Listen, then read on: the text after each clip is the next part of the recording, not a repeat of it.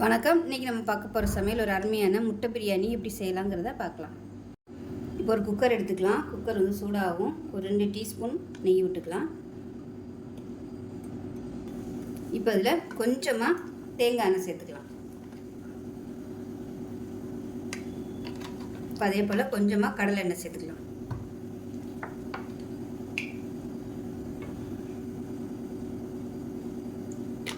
இது 3 சேர்த்திங்கன்னா டேஸ்ட்டு நல்லாயிருக்கும்.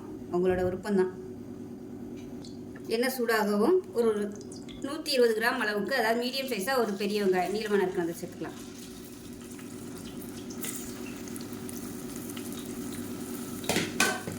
இப்போ நல்லா பொன்னிறமாக வதங்கட்டும். வெங்காயம் வதங்குறதுக்கு உப்பு சேர்த்துக்கலாம். இப்போ வெங்காயம் நல்லா வதங்கிடுச்சு. சும்மா ஒரு 2 டேபிள் ஸ்பூன் வர மாதிரி வெங்காயம் நச்சு வச்சுருக்கேன், அதை சேர்த்துக்கலாம். இப்போ இதையும் சேர்த்து நல்லா வதக்கிக்கலாம். இப்போ பாருங்கள், வெங்காயம் நல்லா வதங்கிடுச்சு. இப்போ இதில் ஒரு 2 டேபிள் ஸ்பூன் அளவுக்கு இஞ்சி பூண்டு பேஸ்ட்டு சேர்த்துக்கலாம். இதையும் சேர்த்து வதக்கிக்கலாம். இஞ்சி பூண்டு பேஸ்ட்டு நல்லா வதங்கிடுச்சு. மீடியம் சைஸாக 2 தக்காளி பொடியாக கட் பண்ணதை சேர்த்துக்கலாம். இது வந்து ஒரு 150 கிராம் இருக்கும். தக்காளி நல்லா மசிய ஆரம்பிச்சிருச்சு. இதில் வந்து ஒரு 3/4 டேபிள் ஸ்பூன் அளவுக்கு மிளகாத்தூள் சேர்த்துக்கலாம். அது கூடவே கரம் மசாலா சேர்த்துக்கலாம். இது வந்து வீட்டிலே அரைச்ச பொடி, பட்டை, கிராம்பு, ஏலக்காய், இது 3 தான் கலந்து அரைச்சி வச்சுருக்கேன். அது வந்து ஒரு 1/2 டீஸ்பூன் போல் சேர்த்துக்கலாம். இது என்ன ரேஷியோவில் அரைச்சிருக்கேன்னு பார்த்தீங்கன்னா, 100 கிராம் பட்டை, 50 கிராம் ஏலக்காய், 25 கிராம் கிராம்பு, இந்த அளவில் தான் அரைச்சி வச்சுருக்கேன். இதை அரைச்சி வச்சுட்டிங்கன்னா இது வந்து மட்டன் பிரியாணி எல்லாத்துக்குமே இந்த கரம் மசாலா பொடி வந்து போட்டுக்கலாம், நல்லாயிருக்கும். இப்போ இதில் ஒரு 50 கிராம் அளவுக்கு தயிர் சேர்த்துக்கலாம்.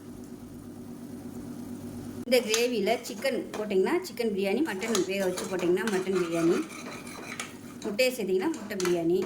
ஸோ எது சேர்க்குறோமோ அதுக்கு தகுந்த மாதிரி அப்படியே டேஸ்ட் வந்து மாறிடும். பேசிக் வந்து இதுதான். இது நல்லா அப்படியே எண்ணெய் பிரிஞ்சு வரட்டும். இப்போ பாருங்கள், கிரேவி வந்து நல்லா அப்படியே எண்ணெய் பிரிஞ்சு சூப்பராக வந்துருச்சு பாருங்கள். இந்த ஸ்டேஜ் வரைக்கும் நல்லா வதக்கணும். இப்போ வந்து தண்ணி சேர்த்துக்கலாம். அதாவது 1 டம்ளருக்கு 1.5 பங்கு தண்ணி. நான் வந்து 1/2 கிலோ அரிசிக்கு 750 ml தண்ணி எடுத்துருக்கேன். இப்போ அந்த தண்ணி வந்து நல்லா கொதிக்கிற தண்ணியை அதில் சேர்த்துக்கிறேன். ஏன்னா மசாலா நல்லா வதக்கியிருக்கோம், அதனால் நல்லா கொதிக்க வச்சு ஊற்றிருக்கேன். அது நல்லா கலந்து விட்டுட்டு திருப்பி கொதிக்க ஆரம்பிக்கவும் நம்ம அரிசியை சேர்த்துக்கலாம். இப்போ இது கொதிக்குது. இதில் ஒரு கைப்பிடி அளவுக்கு புதினா சேர்த்துக்கலாம். நான் கையில் போட மறந்துட்டே, அதனால் இப்போ சேர்க்குறேன். இப்போ கொத்தமல்லி இலை சேர்த்துக்கலாம். இப்போ நம்ம அரிசியை சேர்த்துக்கலாம். அரிசி நல்லா ஊற வச்சு தண்ணியை வடிச்சிட்டு சேர்த்துக்கோங்க. உப்பு கம்மியாக இருக்குது, உப்பு சேர்த்துக்கலாம். இப்போ ஒரு 1/2 மூடி எலுமிச்சம்பழம் ஜூஸ் வந்து சேர்த்துக்கலாம். அடுப்பு வந்து மீடியத்தில் வச்சுக்கோங்க. ரொம்ப தளதளன்னு கொதிக்க விட்டிங்கன்னா தண்ணி சீக்கிரமாகவே வற்றிடும். அப்புறம் சாதம் ரொம்ப விதையாக இருக்கும். மீடியமான ஃப்ளேமில் தண்ணி வந்து வற்றட்டும். இப்போ பாருங்கள், தண்ணி நல்லா வற்றிருச்சு. நல்லா சாதமும் தண்ணியும் ஒன்று சொன்னாப்பில் வந்துருச்சு பாருங்கள். இந்த ஸ்டேஜில் நம்ம தம் போட்டுடலாம். அதுக்கு முன்னே முட்டை வந்து வேக விட்டு எடுத்து வச்சுருக்கேன். இந்த முட்டையை வந்து கட் பண்ணிக்கலாம். முட்டை வந்து மேலாப்பில் லைட்டாக கீறி வச்சுருக்கேன். கீறினது மட்டும் சேர்த்துக்கலாம். ரொம்ப கட் பண்ணோம்னா உடஞ்சி மேலாப்பில் அப்படியே போட்டுக்கலாம். ஒரு முட்டை மட்டும் லைட்டாக உடஞ்சிருச்சு, அதையும் சேர்த்துக்கலாம் அப்படியே. இப்போ பார்த்திங்கன்னா பழைய தோசைக்கல் வந்து நான் சூடு பண்ணி வச்சுருக்கிறேன். இப்போ அந்த தோசைக்கல் வந்து நல்லா சூடாயிருச்சு. இப்போ அந்த குக்கர் வந்து நம்ம அது மேலே வச்சிடலாம். வச்சுட்டு குக்கரை மூடிடலாம். மூடிட்டு தம் போடலாம். நல்லா ஒரு 15 நிமிஷம் தம் ஆகட்டும். தம் ஆனதுக்கப்புறம் பார்க்கலாம். இப்போ எப்படி இருக்குன்னு பார்க்கலாம். ஸ்டீம்லாம் நல்லா இறங்கிருச்சு. இப்போ வந்து மேலாப்பில் நம்ம கிளறி விட்டுக்கலாம்.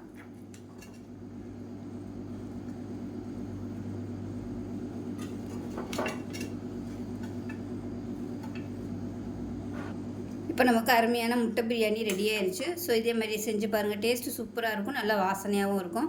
செஞ்சு பார்த்துட்டு எப்படி வந்துச்சுங்கிறத சொல்லுங்கள். வீடியோ பிடிச்சுன்னா லைக் பண்ணுங்கள், கமெண்ட் பண்ணுங்கள், சேனலை சப்ஸ்கிரைப் பண்ணுங்கள், பக்கத்தில் பெல் பட்டனையும் ப்ரெஸ் பண்ணுங்கள். நன்றி.